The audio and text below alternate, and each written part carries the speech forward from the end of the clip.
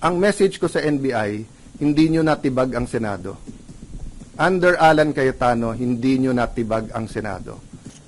Hi, sir. Sir, your reaction lang po, merong mga calls for your resignation after what happened. Binabatikos po yung pag-alis ni Senator Bato, the shooting incident, and si Director Matibag also said you should be held accountable. Your reaction to all these? Okay. Hindi pa naman ako SP, pinagre-resign na ako eh. Buong buhay ko naman ganun eh, di ba? So, certain people are called for the job. So, even before I took office as Senate President, tinanong ko sa 12, bakit ako? And may reason kung bakit ako. Maybe because I was there during the time of crisis. You remember, nung pandemic, nag-break ang Senate, di ba? Ang House, mas marami kami. Gusto nila mag-break kami. Sabi ko, hindi pwede. Kailangan makita nila may gobyerno. Konti na lang siguro tayo dito. I don't blame naman yung mga nagsuggest sa akin Wednesday night na wala daw pasok the next day, Thursday, at i-cancel lahat. Sabi ko, hindi pwede. Kailangan makita nila may gobyerno dito. So, ang message ko sa NBI, hindi nyo natibag ang Senado. Under Alan Cayetano, hindi nyo natibag ang Senado. So, kung sino man, if I continue or may papalit sa akin, okay? Ulitin ko ha, during my watch, hindi nyo natibag ang Senado. Now, kung if I remain or kung papalitan ako, sana hindi matibag ang Senado. The Senate is a target, di ba? Because we are the last line of defense sa pagdating ng hindi impartial na impeachment. We're the last line of defense sa budget. We're the last line of defense sa charter change. We're the last line of defense sa kung merong gustong yumurak o sumira sa ating democracy. I'm not saying we, the Senate. But leadership matters. Di ba? So, dun sa nagsasabing take responsibility, kayo pumasok dito, kayo na maril eh. Tapos kami pagre-resignin nyo. Dapat kayo mag-resign. Di ba? Pati yung mga ibang nagsasabing take responsibility for the shooting. I take responsibility for my reaction. Di ba?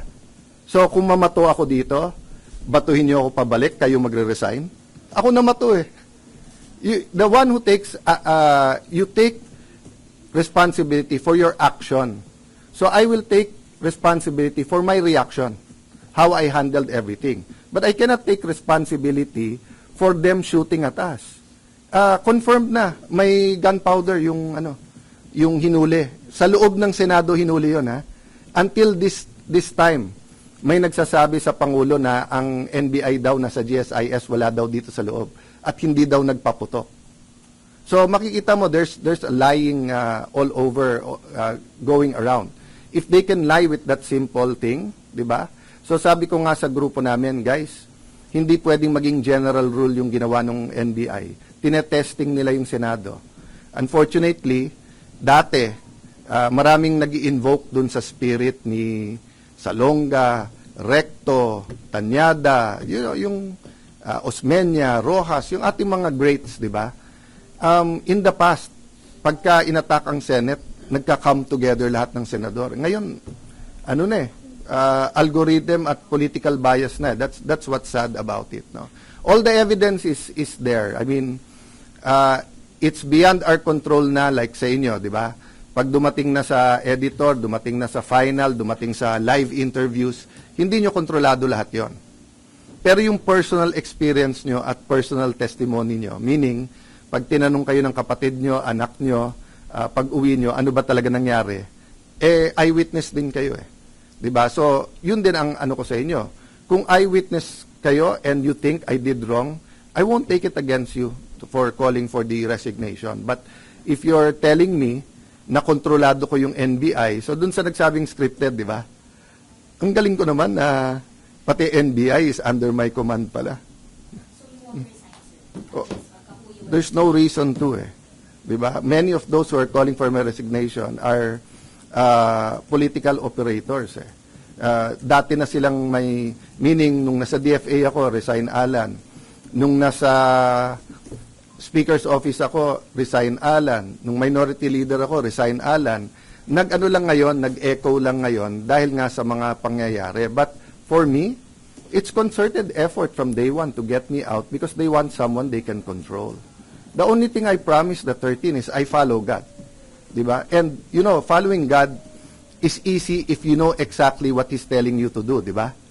Pero if you have 5 decisions to make and all of them are godly decisions, hindi madali mag-discern na ano ba dapat gawin. So for example, as long as I tell the truth, that's godly, diba?